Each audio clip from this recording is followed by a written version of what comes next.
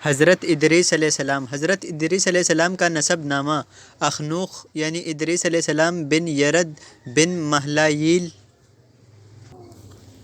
بن قینان بن یانش بن شیس بن آدم علیہ السلام۔ سیرت النبی صلی اللہ علیہ وسلم ابن حشام رحمۃ اللہ علیہ۔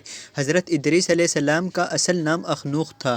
آپ علیہ السلام بابل شہر میں پیدا ہوئے۔ آپ علیہ السلام نے نبوت ملنے کے بعد جب لوگوں کو اللہ تعالیٰ کے احکام ماننے اور برائیوں سے باز رہنے کے متعلق دلوں کو نرم کرنے والا ایک جامع خطبہ دیا تو آپ علیہ السلام ادریس کے نام سے مشہور ہو گئے، کیونکہ ادریس کا معنی ہے پڑھانے سکھانے والا، یعنی حضرت ادریس علیہ السلام نے اپنی قوم کو احکامات خداوندی سکھائے۔ ابن اسحاق رحمۃ اللہ علیہ فرماتے ہیں کہ سب سے پہلے لکھنے کے لیے قلم حضرت ادریس علیہ السلام نے استعمال کیا۔ قصص الانبیاء لا ابن الکثیر۔ حضرت ادریس علیہ السلام کا قرآن مجید میں ذکر خیر۔ اللہ تعالیٰ نے حضرت ادریس علیہ السلام کا قرآن مجید میں 2 مقامات پر نام لے کر تذکرہ فرمایا ہے۔ فرمان الہی ہے ترجمہ، اور اس کتاب میں ادریس علیہ السلام کا بھی ذکر کیجیے، بے شک وہ بھی بڑے ہی سچے نبی تھے اور ہم نے انہیں بلند مقام پر پہنچا دیا۔ سورہ مریم آیات نمبر 56 تا 57۔ اور اے نبی صلی اللہ علیہ وسلم اسماعیل، ادریس اور ذوالکفل علیہ السلام کا ذکر بھی کیجیے، یہ سب بڑے صبر کرنے والے لوگ تھے اور ان سب کو ہم نے اپنی رحمت میں داخل کیا، یہ سب ہی نیک لوگ تھے۔ سورۃ الانبیاء آیات نمبر 85 تا 86۔ حضرت ادریس علیہ السلام کی اپنی قوم کو دعوت و تبلیغ۔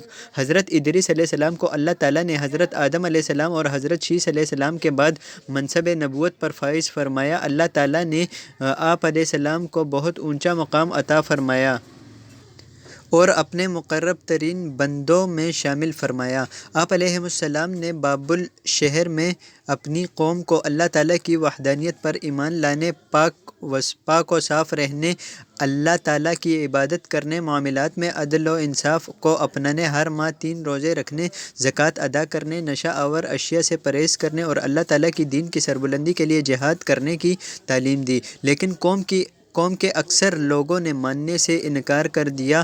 آپ علیہ السلام کے سمجھانے کے بعد جب وہ نہ مانے تو آپ علیہ السلام بابل سے ہجرت کر کے مصر چلے گئے۔ وہاں 72 قبیلے آباد تھے۔ اللہ تعالیٰ نے آپ علیہ السلام کو ہر قبیلے کی زبان سکھا دی۔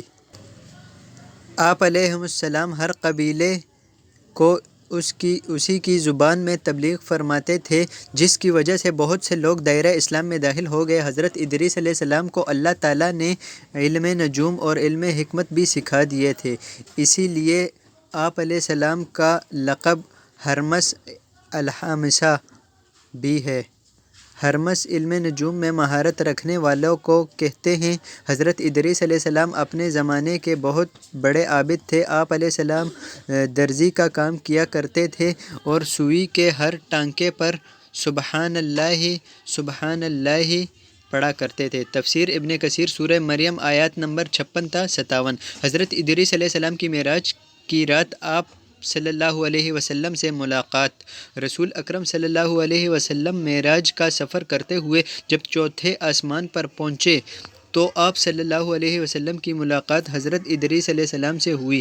انہوں نے استقبال کرتے ہوئے فرمایا، نیک بھائی اور نیک نبی کو خوش آمدید۔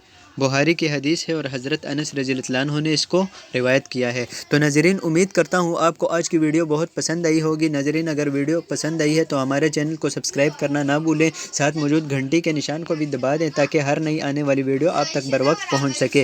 اور ناظرین، میں نے حضرت آدم علیہ السلام کے بارے میں بھی ویڈیوز بنائی ہیں، اب حضرت ادریس علیہ السلام کے بارے میں بھی بنائی ہے اور آگے بھی انشاءاللہ قصص الانبیاء کے بارے میں بناتا رہوں گا۔ تو مجھے دیجیے اجازت، اللہ حافظ۔